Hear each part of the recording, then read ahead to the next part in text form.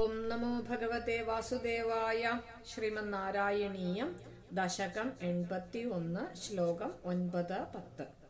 ഭൗമാപാഹൃതകുണ്ഡലം തദതിതേർദാതും പ്രയാതോ ദിവം ശക്രാദ്യൈർമഹിതഃ സമം ദയിതയാദ്യുസ്ത്രീഷു ദത്തഹ്രിയാ ഹൃത്വാ കൽപതരും രുഷാഭിപതിതം ചിത്വേന്ദ്രമഭ്യാഗമസ്തത്തു ശ്രീമദദോഷ ഈദൃശ ഇതി വ്യാഖ്യാതുമേവാകൃതാഃ. കൽപദ്രും സത്യഭാമാ ഭവനഭുവി സൃജൻ ദ്യഷ്ടസാഹസ്രയോഷാഃ സ്വീകൃത്യ പ്രത്യഗാരം വിഹിത ബഹുവപുർലാളയൻ കേളിഭേദൈഃ. ആശ്ചര്യാന്നാരദാലോകിത വിവിധഗതിസ്തത്ര തത്രാഭിഗേഹേ ഭൂയഃ സർവാസു കുർവൻ ദശ ദശ തനയാൻ പാഹി വാതാലയേശ. ശ്രീഹരയേ നമഃ. സർവത്ര ഗോവിന്ദനാമ സങ്കീർത്തനം. ഗോവിന്ദ ഗോവിന്ദ. ഭൗമ അപാഹൃത കുണ്ഡലം തത് അതിതേഃ ദാതും പ്രയാതഃ ദിവം ശക്ര ആദ്യൈഃ മഹിതഃ സമം ദയിതയാ ദ്യുസ്ത്രീഷു ദത്തഹ്രിയാ ഹൃത്വാ കൽപതരും രുഷാ അഭിപതിതം ജിത്വാ ഇന്ദ്രം അഭ്യാഗമഃ തത് തു ശ്രീമദദോഷ ഈദൃശ ഇതി വ്യാഖ്യാതും ഏവ അകൃതാഃ. കൽപദ്രും സത്യഭാമാ ഭവന ഭുവി സൃജൻ ദ്വ്യഷ്ടസാഹസ്രയോഷാഃ സ്വീകൃത്യ പ്രതി ആഗാരം വിഹിത ബഹുവപുഃ ലാളയൻ കേളിഭേദൈഃ. ആശ്ചര്യാത് നാരദ ആലോകിത വിവിധ ഗതിഃ തത്ര തത്ര അപി ഗേഹേ ഭൂയഃ സർവാസു കുർവൻ ദശ ദശ തനയാൻ പാഹി വാതാലയേശ. പദങ്ങൾ. ഹരേ കൃഷ്ണ. അതിതേഹേ തദ്ഭൗമാപാഹൃത കുണ്ഡലം ദാതും ദിവം പ്രയാതഃ. നരകാസുരൻ തട്ടിന്ത് പോയിരുന്ന അതിഥി ദേവിയോട് കുണ്ടലത്തെ കൊടുക്കறதுக்காக സ്വർഗத்துக்கு போறார் ഭഗവാൻ. സത്യഭാമയും കൂട്ടിന്നൊക്കെ പോறார். ബാക്കിയുള്ള ആളെല്ലാം ദ്വാരയ്ക്ക് അനുപ്പിനാർ.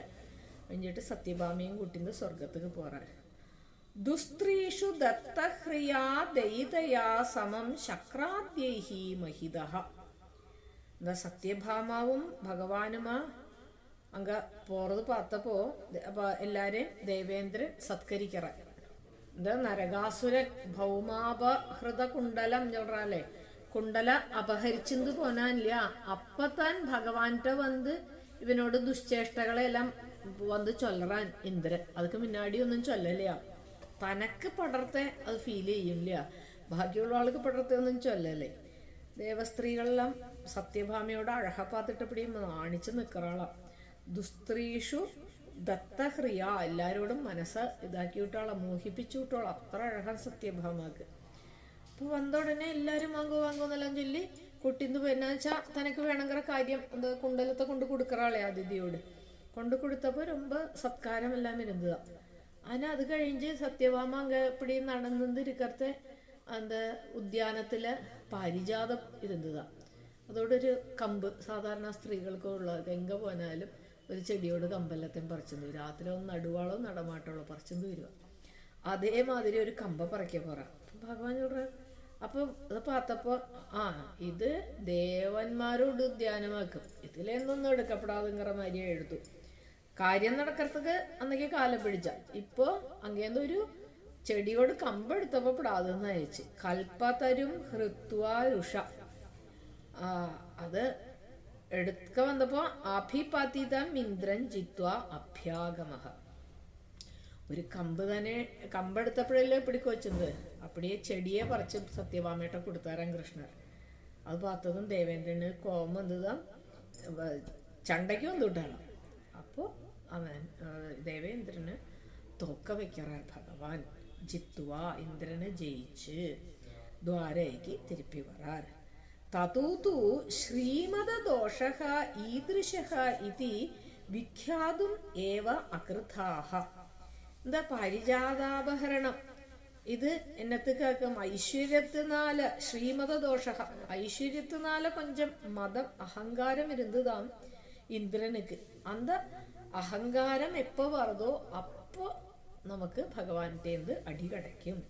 ഇതൊക്കെ ഉള്ള ഉദാഹരണമാകും. കാരണം ദ്വാരക കെട്ടർത്ത് ഓരോ സമ്മാനം കൊടുക്കുന്ന സമയത്തില് ഇന്ദ്രൻ അന്നയ്ക്ക് കൊടുത്തിരിക്ക കൊണ്ടുവന്ന് പാരിജാതം ഓൾറെഡി എങ്കിൽ ഇരിക്ക് പാരിജാതം വൃക്ഷം ദ്വാരകയില്. അതിന് அந்த എടുക്കപ്പെടാതെ ചൊന്നപ്പോ அந்த അഹങ്കാരത്തെ കളയർത്തുക്കാൻ വേണ്ടിയിട്ടാക്കും ഭഗവാൻ അങ്ങ ഇന്ദ്രനെ ജയിച്ചു വരാറ്.